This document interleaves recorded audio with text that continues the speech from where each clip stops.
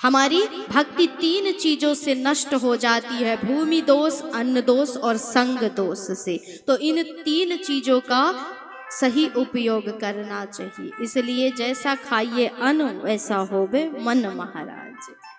और भीष्म पितामह ने बताया है कि 4 प्रकार के भोजन नहीं करने चाहिए। पहला भोजन, जिस थाली को कोई लांघ करके चला गया हो उसे कभी भी नहीं पाना चाहिए, क्योंकि वह नाली में पड़े कीड़े के समान, कीचड़ के समान होता है महाराज। दूसरा भोजन, जिस भोजन की थाली में ठोकर लग जाए उसे भी नहीं पाना चाहिए, क्योंकि वो विष्ठा के समान होती है। चौथा भोजन, जिसमें बाल पड़ा हो उसे भी नहीं पाना चाहिए, क्योंकि वह दरिद्रता के समान होता है। और चौथा भोजन, कि अगर पति पत्नी एक ही थाली में भोजन कर रहे हो तो वह भोजन मदिरा के तुल्य होता है। इसलिए पति पत्नी को एक थाली में कभी भोजन नहीं करना चाहिए।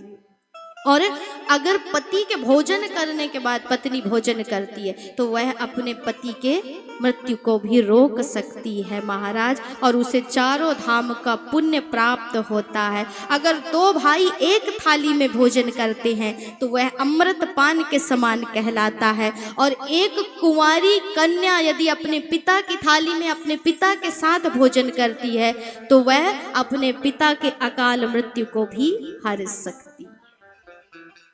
भीष्म पितामह ने चारों तरफ से अपने मन को हटाया, भगवान में मन लगाया और अपने प्राणों का त्याग कर दिया।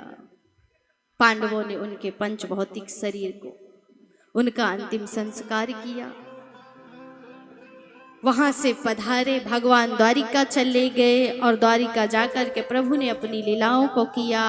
आज वो परीक्षित जिसकी भगवान ने रक्षा की थी उनका भी जन्म हो चुका है। जन्म होने के बाद भगवान ने आकर के उन्हें दर्शन भी दिया। उसके बाद पुनः भगवान द्वारिका पधारे और द्वारिका भगवान जैसे ही पधारे लौट करके आए, सूचना दी कि हमारे द्वारिकाधीश हमें छोड़ करके चले गए।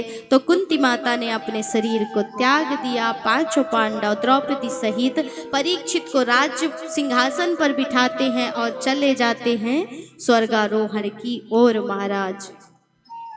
परीक्षित राज्य संभालने लगे। 3 उपदेश दिए कि यदि शरण में शत्रु भी आ जाए तो माफ कर देना। शरण में शत्रु भी आ जाए तो उसे माफ कर देना। और महाराज, आंखों के सामने कभी पाप होते मत देखना। अतिथि का, संतों का सदैव सत्कार करना। उपदेश दिया, वहां से चले गए।